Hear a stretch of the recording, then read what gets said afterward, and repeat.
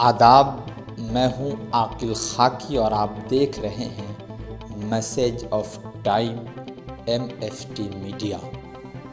दोस्तों, बिहार पंचायत चुनाव, जी हां, पिछले 1.5-2 महीनों से बिहार का पंचायती चुनाव जारी है। जहां कुछ क्षेत्रों में चुनाव हो चुका है तो वहीं कुछ क्षेत्रों में पंचायती चुनाव का दंगल अभी जारी है, तो वहीं कई क्षेत्रों में अभी चुनाव होना बाकी है।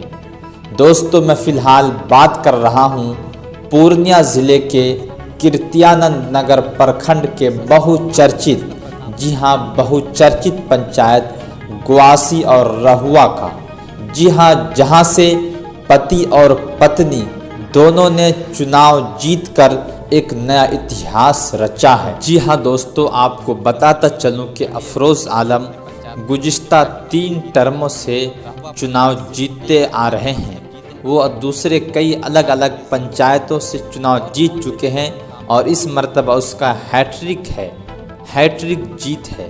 तो दोस्तों, इसी के साथ उनका ये कहना हुआ कि क्षेत्र की जनता के समर्थन को देखते हुए हमने इस मर्तबा रहुआ पंचायत से अपनी पत्नी को मुखिया के उम्मीदवार के तौर पर चुनावी मैदान में उतारा, जहां उन्हें अपार सफलता मिलने के बाद काफ़ी खुशी महसूस कर रहे हैं और जनता को धन्यवाद दे रहे हैं।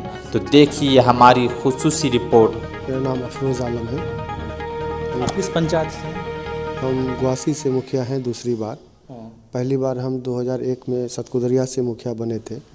मेरा घर जो है ये सतकुदरिया पंचायत में पड़ता है, लेकिन ये क्षेत्र हो गया आदिवासी के लिए सुरक्षित, ST के लिए सुरक्षित हो गया। तब हमको बगल के पंचायत से लोगों ने कहा कि ग्वासी से लड़िए। पिछली बार हम ग्वासी से मुखिया थे, फिर दूसरी बार चुनाव लड़े हैं और अपार मत से हम जीत के आए हैं और लोगों का भरोसा हम पे है। स्वाभाविक है, जीत के बाद बहुत खुशी महसूस कर रहे हैं। लोगों का जो प्यार हमें मिला है, हम सब दिन कोशिश करते हैं कि हम गरीबों के बीच रहें, जो यहाँ के आवाम हैं उनके बीच रहें और 24 घंटा हम उनके लिए उपलब्ध रहते हैं। हमारा जीवन ही समाज के लिए समर्पित है, हम समाज के लिए ही कार्य करते हैं। तो जिस विश्वास के साथ, जिस उम्मीद भरोसे के साथ जो आपको जो अपना कीमती मत दिए हैं, तो उसके मत को आप कहाँ तक विकास का रूप देने वाले हैं? देखिए, विकास सरकार का एक त्रिस्तरीय पंचायती राज बहुत बड़ा अंग है। ये हम लोग ज़मीनी स्तर पे काम करते हैं। गली हो, नाली हो, जल नल हो, जिस तरह की भी, चाहे वो किसान का जो कुछ सुविधा देने के लिए हो, सारा सुविधा हम लोग अपने स्तर से कोशिश करते हैं कि लोगों को घर पे मुहैया कराएं। और अभी सरकार का और नया प्रोग्राम लॉन्च हुआ है, जैसे रोशनी के लिए भी अभी लाइट के लिए व्यवस्था हो रहा है, हर वार्ड में लाइट लगेगा। तो सरकार जिस हिसाब से पंचायत को पैसा ऐड देती है, उसी हिसाब से काम होता है। जो हम लोग जहाँ हैं ग्वासी में, ये तो मेरा दूसरा टर्म है। पहला टर्म जब हम लड़े थे तो बहुत जगह सड़क नहीं थी, पुलिया का कमी था। अभी आप खुद घूम लीजिएगा, आप जाइएगा कहीं पंचायत में तो आपको नहीं लगेगा कहीं कुछ का ज़रूरत है, लेकिन बेसिक कुछ हैं। कुछ जगह विद्यालय नहीं है, कुछ जगह उप स्वास्थ्य केंद्र नहीं है। उसके लिए भी हम लोग सरकार को लिखते रहते हैं कि विद्यालय का भवन पैसा आके लौट गया, उसके लिए ज़मीन उपलब्ध नहीं हो पाया, तो हम लोग कोशिश करते हैं कि ज़मीन उपलब्ध करा दें। वो ज़मीन उपलब्ध करा के विद्यालय बन जाए। एक अल्पसंख्यक टोला चकला है जहाँ विद्यालय है, दूसरी जगह टैग है, लेकिन यहाँ भवन नहीं बना है, तो ज़मीन का कुछ झमेला था, वो अभी सॉर्ट आउट कर लिए हैं, ज़मीन हो गया है। उम्मीद है कि इस बार विद्यालय भी बनेगा। छोटी मोटी कुछ न कुछ काम तो हम लोग करते ही रहते हैं। तो आपको अपने क्षेत्र में कौन कौन सी कमियां नज़र आई? सबसे पहले अपना नाम बता दीजिए। सूफिया परवीन।